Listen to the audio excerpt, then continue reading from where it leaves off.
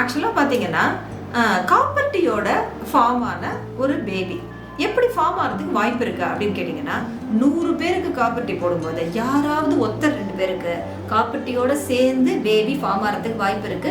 சில சமயம் பார்த்தீங்கன்னா நானே டெலிவரி பண்ணியிருக்கேன் 2 பேபி. ஸோ அப்படி இருக்கிறதுக்கான வாய்ப்புகள் என்னென்ன அப்படின்னு பார்த்தீங்கன்னா, சில சமயங்களில் கர்ப்பப்பை சிலருக்கு பெருசாக இருக்கும். அவங்களுக்கு நம்ம காப்பர்ட்டி அதே எல்லாருக்கும் ஒரே காப்பர்ட்டி தான் போடுறப்ப பார்த்தீங்கன்னா காப்பர்ட்டி ஒரு ஓரமாக போயிடும். ஸ்டில் பேபி வந்து அவங்களுக்கு நார்மலாக ஃபார்ம் ஆகிருக்கலாம்.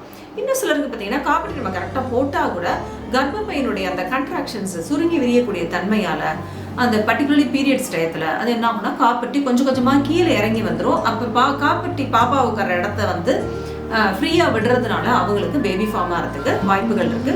இன்னும் ஒரு சிலருக்கு பார்த்தீங்கன்னா, நான் என்னோட எக்ஸ்பீரியன்ஸில் பார்த்துருக்கேன் என்னன்னா, ஒருத்தவங்களுக்கு 2 கர்ப்பப்பை இருந்தது. அதை கண்டுபிடிக்கல.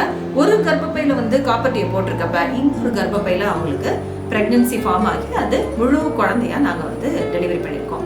பட் இதுலேருந்து நான் உங்களுக்கு என்ன சொல்ல விரும்புகிறேன் அப்படின்னா, காப்பர்ட்டியினுடைய வெற்றி சதவீதம் தான் அதிகம். ஆல்மோஸ்ட் 98-99 பேருக்கு காப்பர்ட்டி கரெக்டாக வேலை செய்யும். யாராவது 1-2 பேருக்கு தான் ஃபெயிலியர் ஆகிறதுக்கான வாய்ப்பு இருக்குது.